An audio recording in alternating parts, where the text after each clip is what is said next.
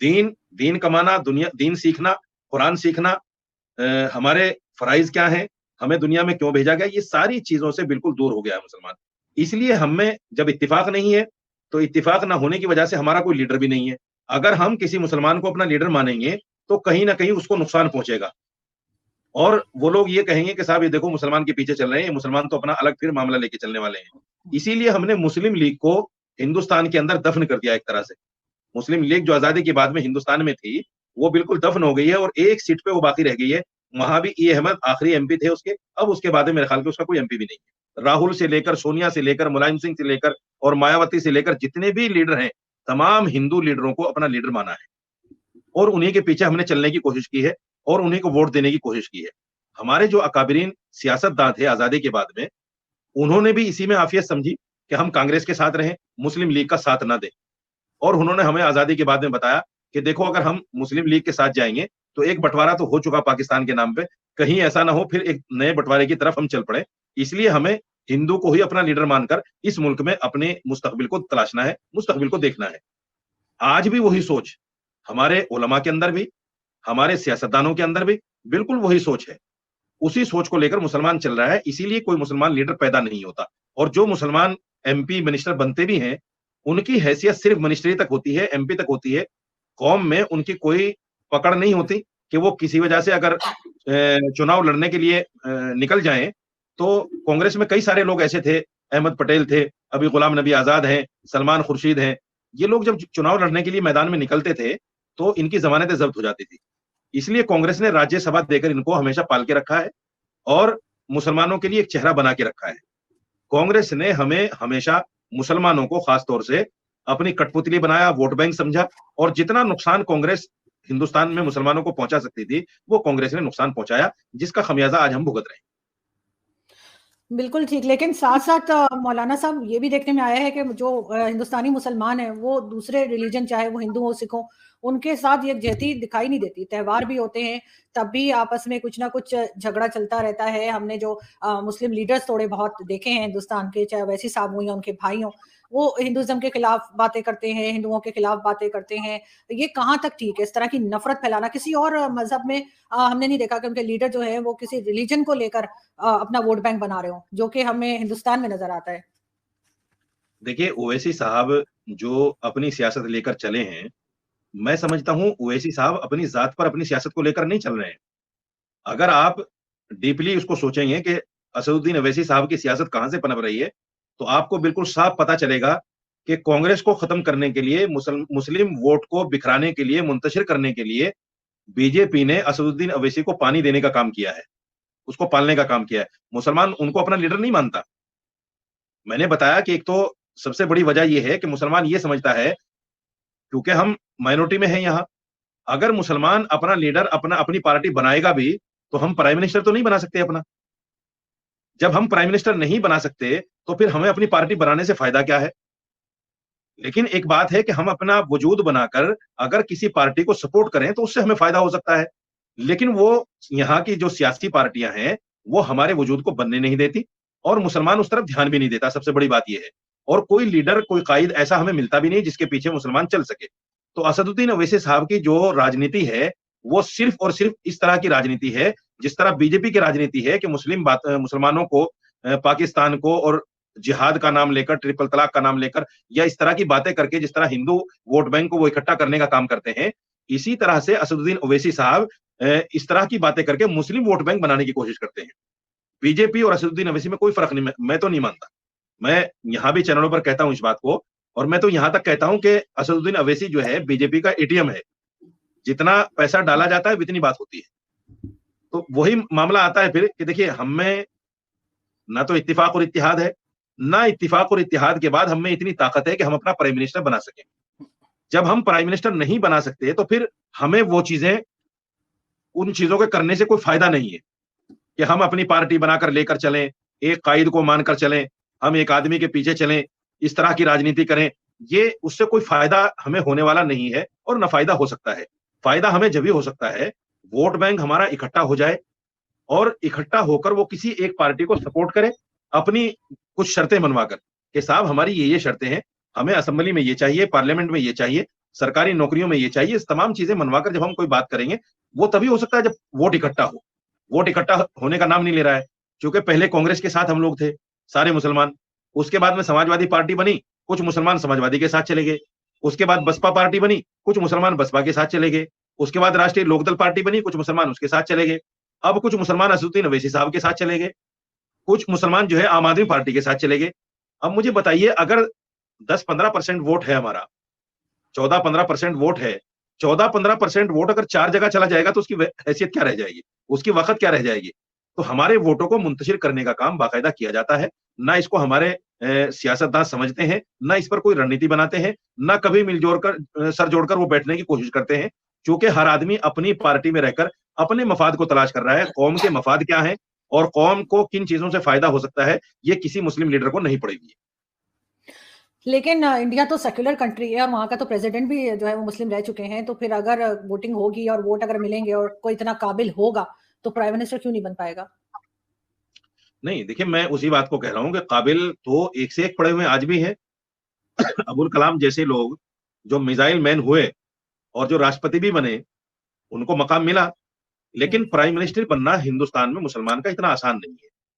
इसलिए आसान नहीं है क्योंकि हम माइनॉरिटी में हैं। माइनॉरिटी में रहकर जो है मुसलमान प्राइम मिनिस्टर नहीं बन सकता, मेजोरिटी वाला ही बनेगा ना। जो पार्टी मेजोरिटी में आएगी, उस पार्टी का प्राइम मिनिस्टर बनेगा, और मुसलमान की पार्टी मेजोरिटी में आ नहीं सकती। कहीं लिखा तो मुसलमान की नहीं है ना, पार्टी जैसे सॉरी, जैसे पाकिस्तान में लिखा हुआ है कि कोई नॉन मुस्लिम नहीं बन सकता प्राइम मिनिस्टर या सदर, कॉन्स्टिट्यूशन में लिखा है। ऐसा कहीं कुछ लिखा तो नहीं है भारत में कि लिखा हुआ है? नहीं, नहीं, ऐसा कुछ नहीं लिखा हुआ है। संविधान तो यहाँ का सेकुलर है, इसमें कोई दो राय नहीं है। लेकिन मैं जो हकीकत है उसको बता रहा हूँ, हकीकत को बता रहा हूँ। अगर जी। मुसलमान 15%, सपोज कीजिए कयामत आ जाए और इकट्ठा भी हो जाए 15%, तो 15% का प्राइम मिनिस्टर कैसे बन सकता है? प्राइम मिनिस्टर तो 85% का ही बनेगा ना। भाई, यहाँ तो जमहूरियत में सरों की गिनती होती है, वोटों के ऊपर जो है, तादाद के ऊपर प्राइम मिनिस्टर बनते हैं, सरकारें बनती हैं। तो हम 15% कैसे प्राइम मिनिस्टर बना सकते हैं? संविधान अपनी जगह है, लेकिन संविधान से हटकर जब हम अपने वोटों पर नजर डालते हैं, तो ये तो बिल्कुल खुली किताब की तरह है कि 15% का प्राइम मिनिस्टर बन ही नहीं सकता। हाँ, अगर 15% के साथ में जमहूरी मुल्क में हमारे बिरादरान वतन आ जाए, तो फिर उसमें कुछ ना कुछ रास्ता निकल सकता है। लेकिन सवाल ये है कि भाई, बिरादरान वतन भी हमारे साथ 15% के साथ 85% या 50% क्यों आएंगे? हम हिंदुस्तान में रहकर देखिए, असदुद्दीन अवैसी जैसे लोग या इस तरह के और बहुत सारे लोग जो जहर उगलते हैं, तो उसकी वजह से बिरादरान वतन हमारे साथ लगेंगे क्यों? हमारे साथ आएंगे क्यों? वो तो नहीं आएंगे।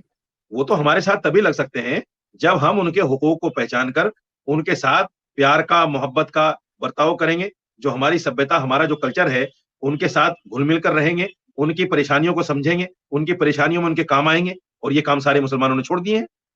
अब तो मुसलमान बिल्कुल नाम का मुसलमान रह गया है। नहीं तो इस्लाम तो ये है कि भाई, किसी मुसलमान की ज़बान से, उसके हाथ से कोई उसका पड़ोसी गैर महफूज ना हो, मुसलमान उसको कहा जाता है। लेकिन यहाँ तो अगर देखा जाए, मैं एक बड़ी बात कहने जा रहा हूँ कि मुसलमान की गली में आपको कूड़ा भी मिल जाएगा, मुसलमान की गली में आपको आवारा लड़के बैठे हुए भी मिल जाएंगे, मुसलमान की गली में बड़े बूढ़े भी आवारा बैठे हुए मिल जाएंगे, जिनका काम ही यही है कि सुबह गली में बैठ गए और आने जाने वालों को ताक रहे हैं। तो ये सारी चीजें हैं जो मुसलमान जो है दीन से दूर होकर इन चीजों को कर रहा है, तो क्यों हमारे साथ कोई आएगा? ये बहुत बड़ी बात मैं कह रहा हूँ आपके चैनल पे। हमारे साथ क्यों आएगा एक कोई? चीज जब मगर जब हमारा अखलाक, लेकिन हमारा किरदार वैसा नहीं है। जी। मौलाना साहब, अगर एक हिंदू मेजोरिटी वाली कंट्री में मुसलमान प्रेसिडेंट हो सकता है, उसको भी तो किसी ने सिलेक्ट ही किया होगा ना, या खुद ही आके बैठ गए थे कि मैं यहाँ से प्रेसिडेंट हूँ? उनको भी तो हिंदुओं ने ही सिलेक्ट किया होगा, उन्हें नहीं बनाया होगा। तो फिर प्राइम मिनिस्टर भी बन सकता है अगर अगर वाकई में ऐसी कोई काबिलियत हो। नहीं, देखिए, मैं बताता हूँ आपको, प्रेसिडेंट बनना ये अपने आप से मुस्लिम वोटों से तो हुए नहीं वो। मैं बात कर रहा हूँ वोटों की जमहूरियत में। मुस्लिम वोटों से कोई प्रेसिडेंट नहीं बन सकता है, प्रेसिडेंट भी नहीं बन सकता। वो तो बीजेपी पार्टी ने या पहले कांग्रेस पार्टी ने अपने वोट उनको दिए, तब जाके वो प्रेसिडेंट बने। प्राइम मिनिस्टर का मैटर बिल्कुल अलग है। सियासी पार्टियां मुसलमानों का वोट लेने के लिए, जैसे कांग्रेस ने पहले प्राइम मिनिस्टर बनाए डॉक्टर जाकिर हुसैन, और वो सिर्फ इसलिए कि मुसलमानों को जोड़ के रखें। और यहाँ जब अबुल कलाम साहब की जब बात आई प्रेसिडेंट बनने की, तो बीजेपी ने सपोर्ट किया उनको, क्योंकि वो कॉमन मैन थे। उनके ऊपर ठप्पा नहीं था कट्टर मुसलमान होने का। वो एक कॉमन मैन थे और साइंसदान थे, मिसाइल मैन थे। उनके ऊपर किसी तरह का कोई ठप्पा नहीं था, मौलवियत का या किसी तरह की, जिस तरह आजकल कहा जाता है कि ये तो मुसलमान है, ये तो कट्टर है, अगर नमाज पढ़ रहा है, रोजे रख रहा है और इस्लाम की तबलीग कर रहा है तो कहते हैं कट्टर है। तो इस तरह का उनके ऊपर कोई ठप्पा नहीं था। दूसरे ये है कि बीजेपी को एक जवाब देना था कि साहब देखो, अगर कांग्रेस ने कोई मुसलमान प्रेसिडेंट बनाया है तो हम भी प्रेसिडेंट बना रहे हैं मुसलमान को, और उन्होंने बनाया। दूसरे ये है कि उनके अंदर काबिलियत भी थी, दोनों फायदे बीजेपी को उनकी वजह से हो गए, बीजेपी के वो करीब भी रहे और मुस्लिम वोटों का झुकाव भी कुछ ना कुछ बीजेपी की तरफ गया उनकी वजह से। लेकिन तो हमको ये मौलाना साहब, हमें हिंदू और मुस्लिम्स में इतने क्लैशेस क्यों नजर आते हैं? आजकल त्योहार पे भी लड़ रहे होते हैं। ये जो हिंदुस्तानी मुसलमान है वो हिंदुस्तानी कल्चर से दूर क्यों इतना भाग रहे होते हैं? मुझे ये समझ नहीं आ रही कि ये मतलब मिलजुल के क्यों नहीं रहते उस कल्चर को, उसके बजाय अरब्स बनने में ज्यादा इंटरेस्टेड रहते हैं। नहीं नहीं, ऐसा कुछ भी नहीं है कि यहाँ का मुसलमान अरब बनने की कोशिश करता है, यहाँ का मुसलमान हिंदी त्योहारों में साथ नहीं जाता। आजकल तो नौजवान नस्ल जो है हमारी बाकायदा होली खेल रही है हिंदुओं के साथ में, बाकायदा दिवाली मना रहे हैं हिंदुओं के साथ में। ऐसा कुछ नहीं है, आजकल वो चीजें नहीं है जो पहले थी, अब बहुत चेंज आ गया है। अब 2014 के बाद में कुछ इस तरह की बातें आई हैं जिसकी वजह से फिर मुसलमान हिंदू त्योहारों से कटना शुरू हो गया। जैसे अभी गुजरात में हुआ कि साहब कुछ लड़के गरबा में चले गए तो उनको बाकायदा पीटा गया कि भाई तुम बिना परमिशन के क्यों आ गए। इस तरह से कोई आदमी त्योहार में अगर चला जाता है तो कहीं ना कहीं उस पर जो है कानून भी अपना शिकंजा कसता है कि साहब आप तो लड़कियां ताड़ने आते हैं, आप तो ये करने आते हैं, आप तो वो 10 तरह की बातें अब पैदा हो गई हैं। तो अब जो है थोड़ा सा कहीं ना कहीं खिंचाव है। लेकिन 2014 से पहले हमने खूब देखा कि मुसलमान लड़के होलियां खेलते हैं और मुसलमान लड़के दिवालियां मनाते हैं पूरी, उनके साथ में उनके त्योहारों में आते जाते हैं। इवन देखिए, हम भी, ऐसा नहीं है कि मुस्लिम त्योहारों को मुस्लिम उलमा भी ये कहते हैं कि साहब उनको बिल्कुल अलग थलग कर दो, हम बिल्कुल अलग थलग हो जाएं, उनको मुबारकबाद देना उनके त्योहार पर और उनको जो है खुशामदेद कहना, ये कोई बुरी चीज तो है नहीं। हम जिस हिंदू मुल्क में रहते हैं उस मुल्क के जितने भी त्योहार हैं, जब हिंदू हमारे त्योहार में आ सकता है, ईद में हमारे पास सिवाय खाने के लिए आ सकता है, तो हम उनके त्योहार में उनके पास भी खाने के लिए जा सकते हैं। क्यों नहीं जा सकते? जाना चाहिए। आप क्योंकि कह हमें रहे ना कि आप कह रहे ना कि मुसलमान लड़के गए गरबा में या होली में या दिवाली में, मुसलमान औरतें और लड़कियां भी जाती हैं क्या होली खेलने बिल्कुल जाती हिंदुओं हैं। के साथ?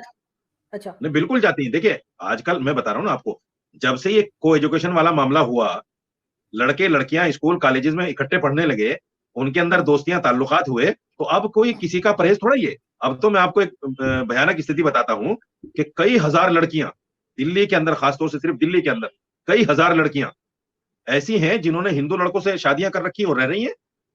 कई हजार लड़कियां, उनको कौन मना कर सकता है कि भाई आप क्यों रह रही हैं उनके साथ में? त्योहार में उनके साथ जाना, उनके साथ त्योहार में शामिल होना, ये तो बहुत अलग बात है। शादियां कर रही हैं मुसलमान लड़कियां, तो अब वो पहले वाली चीज नहीं है। जो जो लड़कियां एजुकेशन ले रही हैं और नौजवान नस्ल जो है दुनियादारी को समझ रहे हैं, सीख रहे हैं, वो इन चीजों को कॉमन समझते हैं, इन चीजों में कोई किसी तरह का भेदभाव नहीं करते। तो आजकल ये होना चीज भी नहीं नहीं है बिल्कुल भी। चाहिए। दोस्तों, उत्तर प्रदेश में निजी मदरसों की हालत में सुधार एवं उनके आधुनिकीकरण की मंशा से योगी सरकार उनका सर्वे कराने जा रही है। सर्वे के लिए राज्य में 10 टीमें बनाई जा रही हैं। ये सर्वे टीमें पता लगाएंगी कि मदरसे मान्यता प्राप्त हैं या नहीं। बस इसी बात पर मौलाना रशीदी ने एक बयान दिया है। मौलाना ने कहा कि मदरसों का सर्वे करने आए तो उनका चप्पल से स्वागत करेंगे। बस इनकी चप्पल से स्वागत करने वाला ये बयान, अब इन्हें उसका जवाब भी जल्दी मिल जाएगा। उत्तर प्रदेश में निजी मदरसों के सर्वे कराए जाने के राज्य सरकार के फैसले पर मौलाना साजिद रशीदी ने एक विवादित बयान दिया है। रशीदी ऑल इंडिया इमाम एसोसिएशन के अध्यक्ष हैं। रशीदी ने कहा कि सरकार निजी मदरसों का सर्वे कराने की बात कह रही है।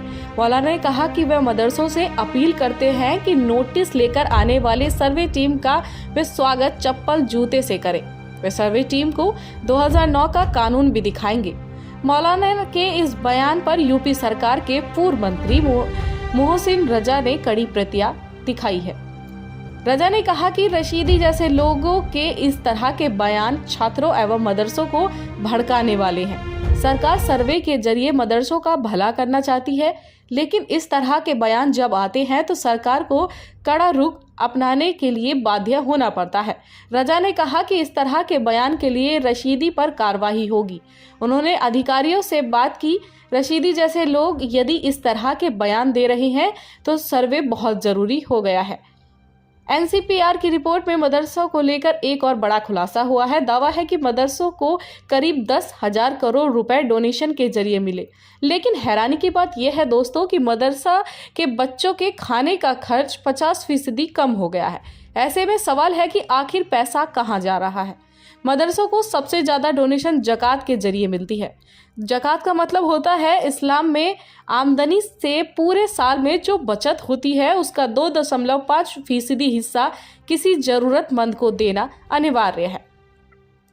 तो दोस्तों, इस रिपोर्ट में फिलहाल इतना ही। आप हमारे साथ देखते रहिए इंडिया वेब न्यूज़।